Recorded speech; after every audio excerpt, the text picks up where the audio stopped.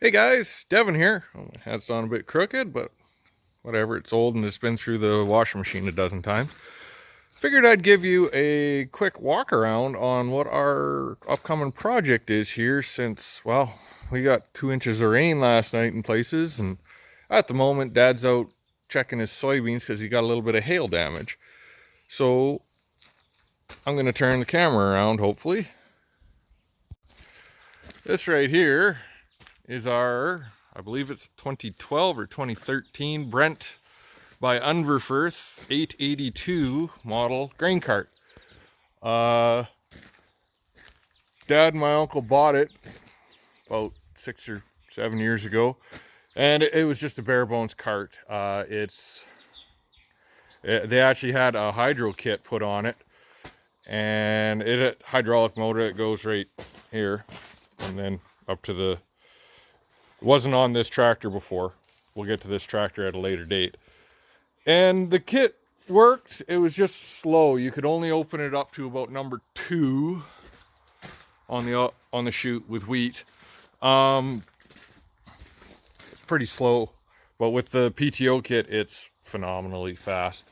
It'll hold 882 bushel of wheat, allegedly.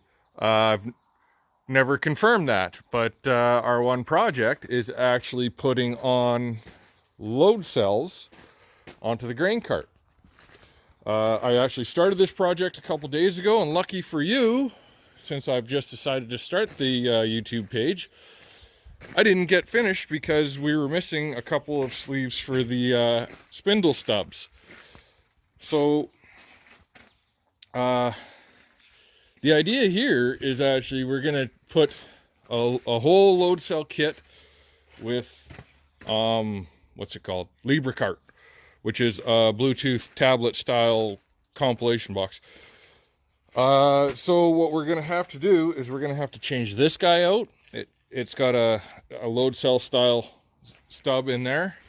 And initially what we thought we were doing was changing out these blanks right here. They're a compression. They have a compression style cell for them, but talking with the dealer, and they actually suggest going to these spindle styles because of this whole. There's potential for interference there, and it's a bit of a cantilever system here, which can lock up a bit of friction and throw your weights off a little bit. So we're kind of doing before and after here. So I have the hub off, and luckily we covered it in garbage bags because we got a shitload of rain last night. One more thing I forgot to mention is that Dad and Jim actually had the option of putting the scale kit on from day one, but at the time they were like, well, doesn't make a lot of sense and didn't see a lot of purpose in it, and would have had a scale cab up in the, or sorry, scale head up in the cab versus, and now they kind of see the way where it's, yeah, we know like everything, they'd never run a grain cart before, so like everything we produce runs through this grain cart, so we'll know exactly how many bushels of which we have, so we can that'll help us calculate our output for A, marketing, B, insurance, and all the other agronomic and agronomy that goes into it. Big time help. And the other thing is, like, this agromatics thing is cloud based, so with the tablet, the combine can pull up beside and he can see what he's unloading, so he can calibrate that, or we can put individual lists so we know exactly what's in each bag or each bin or what came off of each field, and it's done. Like, we don't have to manually calculate anything. It'll be pretty cool. I'm hoping to do a video of that, well, probably in about 2 weeks once we get started. In the shed now, and I want to show you, this is one of the spindle cells, and this is actually our hitch cell that replaces the stub that's in there. So I may as well, these were what we were missing. These are sleeves to convert from 3.5 or 3 3/4 to 4.5 to replace the old stubs. And we were actually missing this. This whole box didn't get shipped out to us.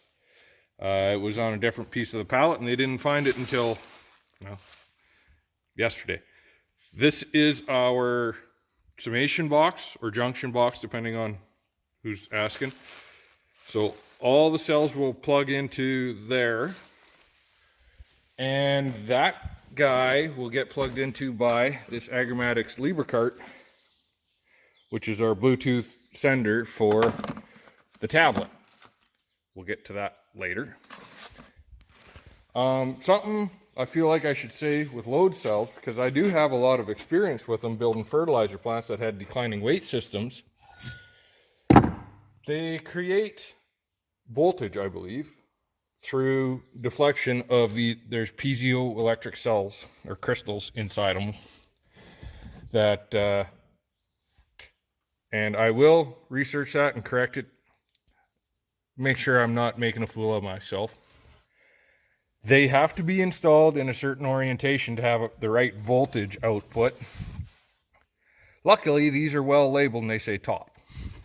Otherwise, if you flip it over, it's going to deflect and it's going to send a negative signal.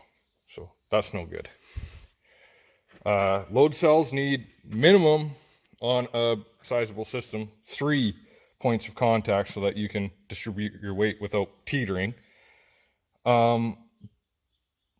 This guy is a 3-cell system. There, for the next cart up or newer carts, there's a 5-cell system. But yeah, if you get 4, you end up having to worry about softfoot and whatnot if you're in a rigid system. But because we have tires and we're in a 3-point system, we don't have that real issue of having not unbalanced load, but having false loads. So we're going to start installing this today at some point. Probably let the ground dry off a little bit because working in the mud sucks. A couple of things I figure I should talk about, since I have installed lots of cells before. Doing the fertilizer plants, we're talking upwards of 50, 60 on some. The most important thing is to understand if you have soft foot or not, because you'll get wonky loads and unstable. Since this is a 3-point system on something that's soft like a tire, you don't have to worry about that. However, you do need to worry about your cables. Cables are the most important part aside from the cell. Protect them at all costs. Mine are going to be, they come through inside this spindle, or this sleeve here, and they're going to come out here. They're going to go up behind there and make a home run to come out there.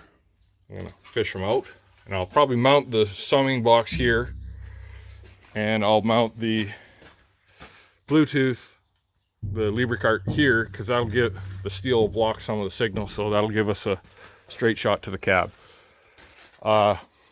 Protect your cables, because you screw up your cables, you don't want to cut them, because you get issues with the signal quality if you have extra splices or different lengths or pinching.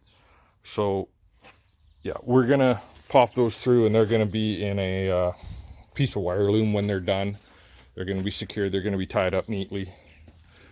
Load cells, make sure you put them in the right orientation, and you don't want them binding, so you want to make sure wherever they are, they're free to pivot, or in this case, nothing moves around them, but they're in good shape. So open her up. This is our old axle stump. So the sleeves we were waiting on brings everything up to this dimension. Bearings are good. We're not going to go too much into the hub. However, we have to replace this seal for a slightly smaller one that matches up with the load cells. So this guy's going to come out, sleeve go in, load cell goes in, and we're going to fish the cable out through that hole, and then we'll reassemble everything. We'll do the same thing for the other side, and then we'll have to lift, and I'm going to need to get that puck out briefly so I can pull everything forward. Elaborate a little bit on these load cells.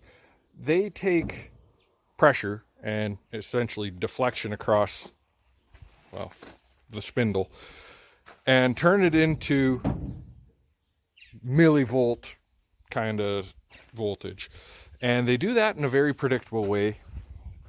From what I understand, it's pretty much linear, and that can be directly, once you've calibrated, corresponded to a weight.